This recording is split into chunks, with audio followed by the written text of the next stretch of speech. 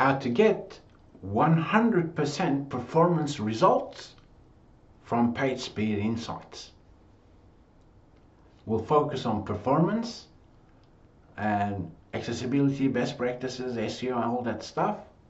They are perhaps not as important as the performance, but nonetheless, what we're seeing here, it is rather cumbersome for most WordPress site owners, especially if you operate an e-commerce site.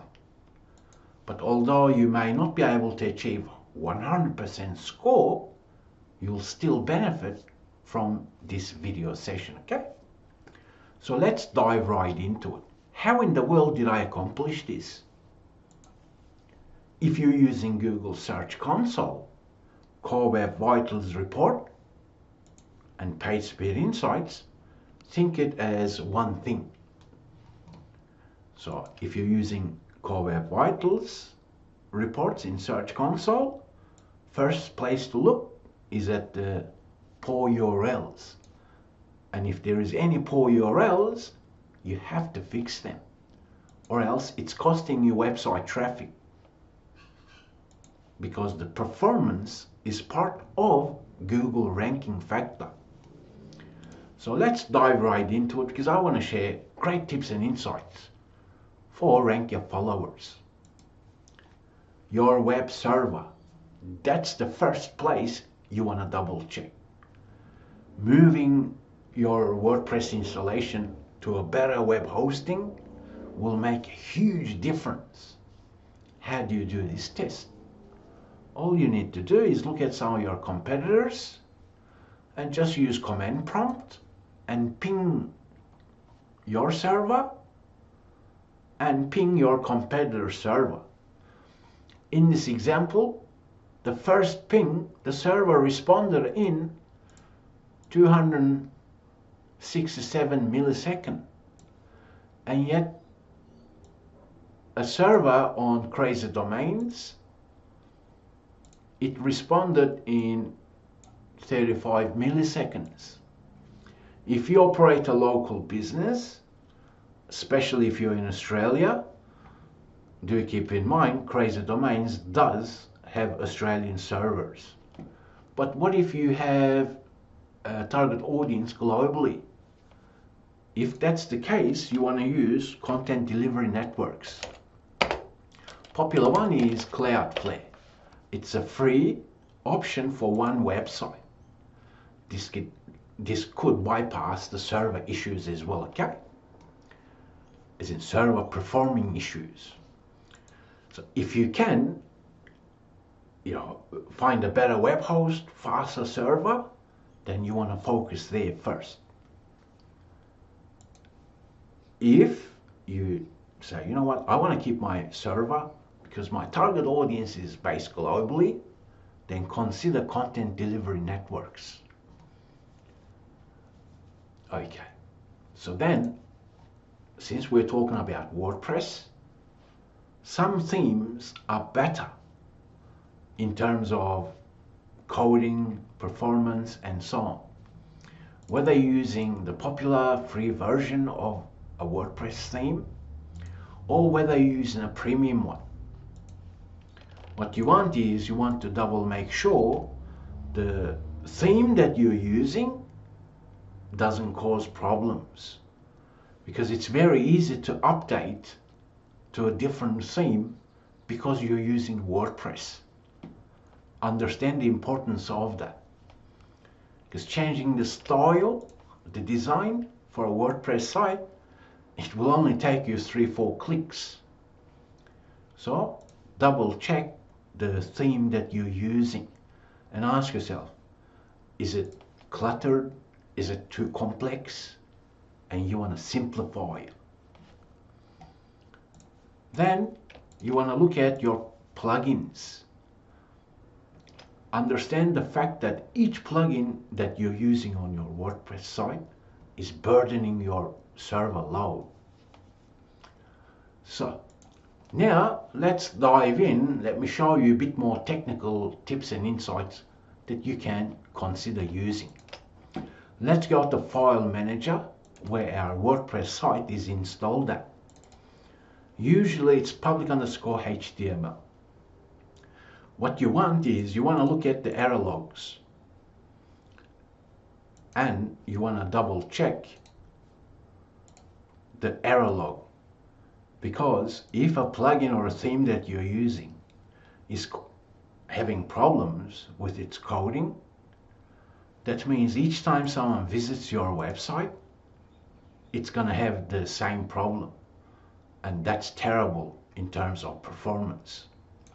Now, some of these things can be technical, and sometimes it's just a matter of updating your WordPress plugins, because the plugin developer may have updated their code so it's not broken.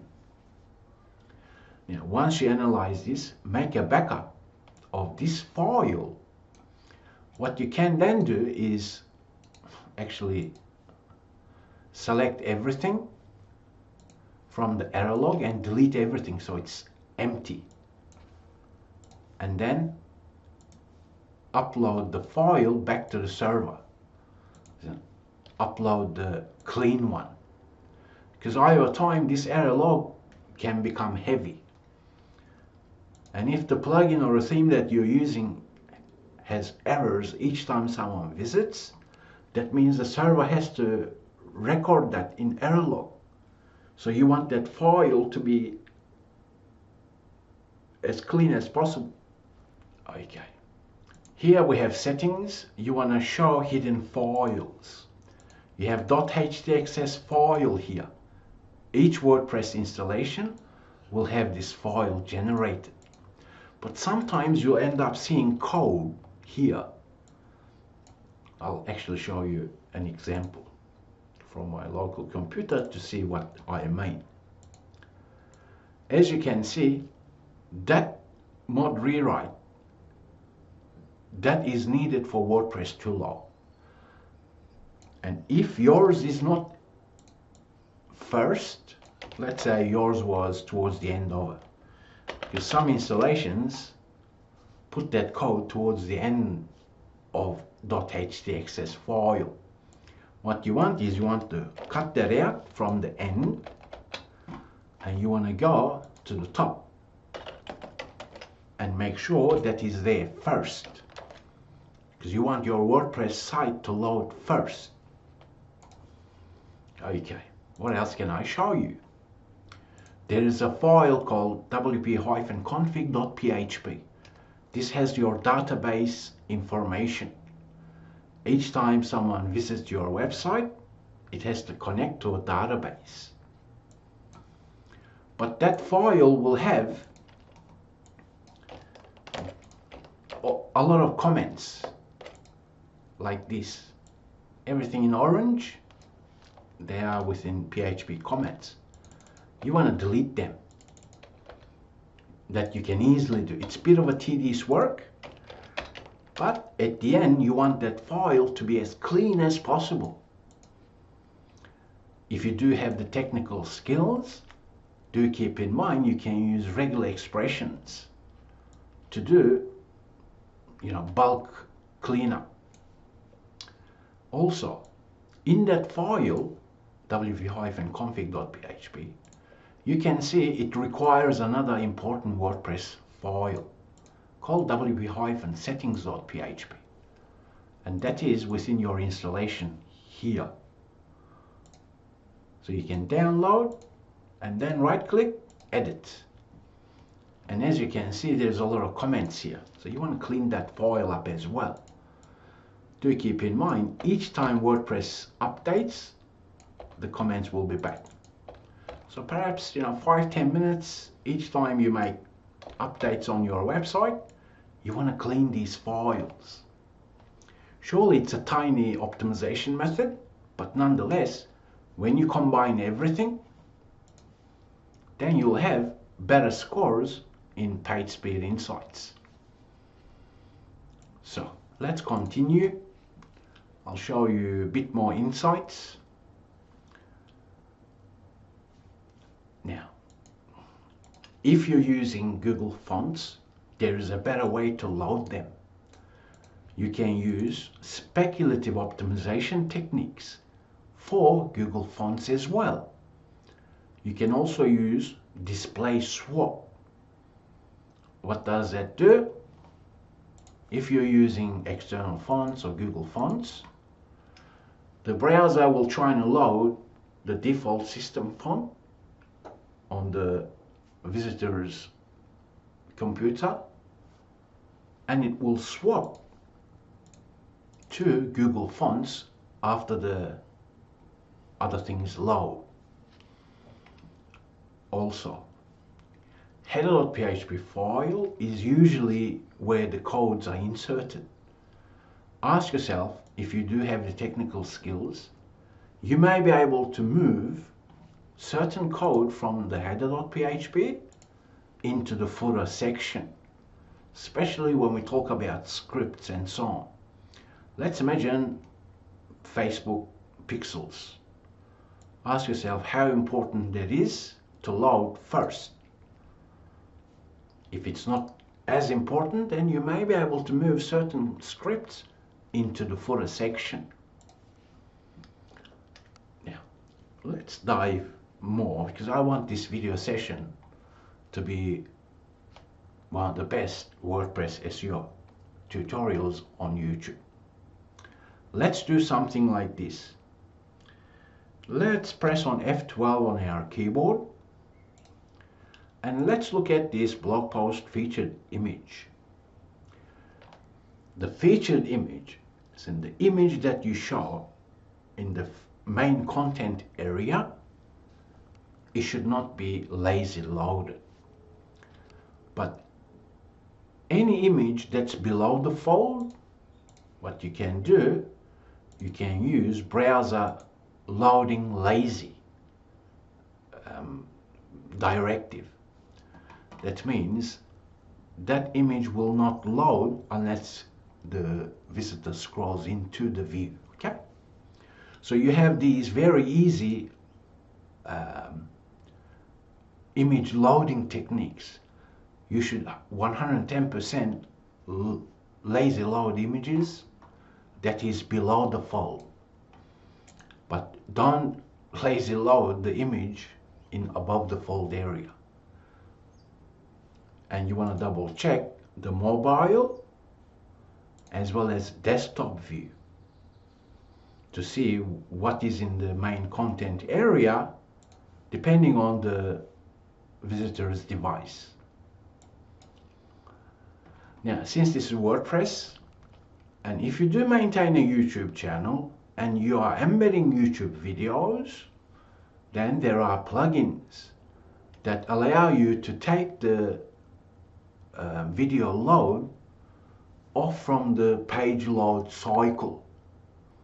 You can visit the web dev help section to learn more about it, because embedded YouTube videos are within iframes and you can lazy load them as well. What does that mean? That means this: unless someone clicks this video player, that YouTube video embed is not loaded and it's not part of the page load cycle.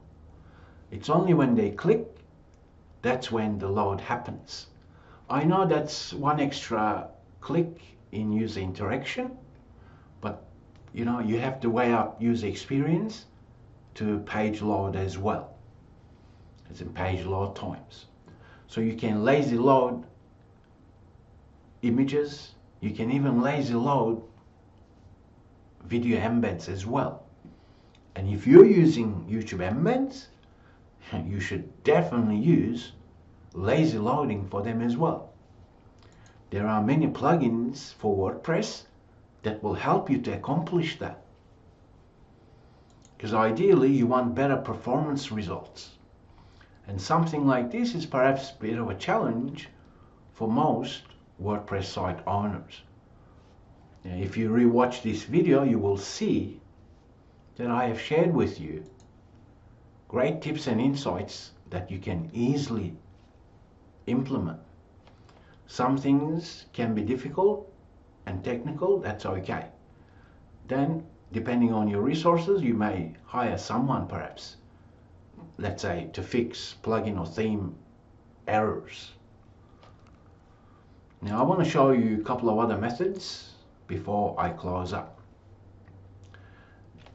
Let's imagine you have a WordPress blog only. It's not an e-commerce site. It's just a typical blog and you have few images. Now you can actually filter using functions to remove the default classes. As we can see, there is no class attribute on this image. Because when you insert images to WordPress, it automatically adds class attribute, including align center and all that stuff. But using that function, I'm actually removing that. Because then each image doesn't have that extra class calculation. Also, you want to double check the images that you're using on your website. Make sure they are not disproportionate in terms of resolution, as in the width and height. You want to find a resolution that's ideal for your target audience, and then resize your images accordingly. Because most WordPress sites do have images, meaning you don't want to have a huge image that is not needed really. You can look at the viewport that's calculated. Here it's only 610 pixels. And my target audience doesn't really use iPads or iOS devices. So I can get away with the 610 pixels in width in this example.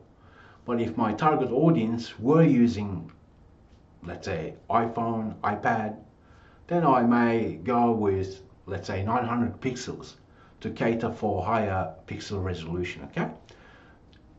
What I'm trying to say is this image shouldn't be 2000 pixels in width, because that wouldn't be smart, unless my target audience was just using Google TV.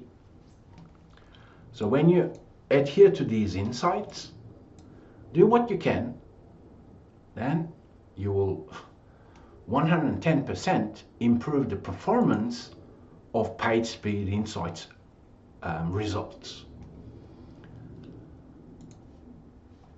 Now, when it comes to WordPress optimization, you're learning from Rankia, so keep that in mind. As you can see, Rankia has already done all the tests. There is more technical optimization methods, but if you adhere to these insights thus far, I promise you, you will improve your website's performance as well as your website's Google ranking results. If you benefited from this video session, because many Rankia followers are saying, you know what, create technical videos. So if you want to see similar videos, please share this video or give it a like or even comment. And I'll talk with you in the next video session.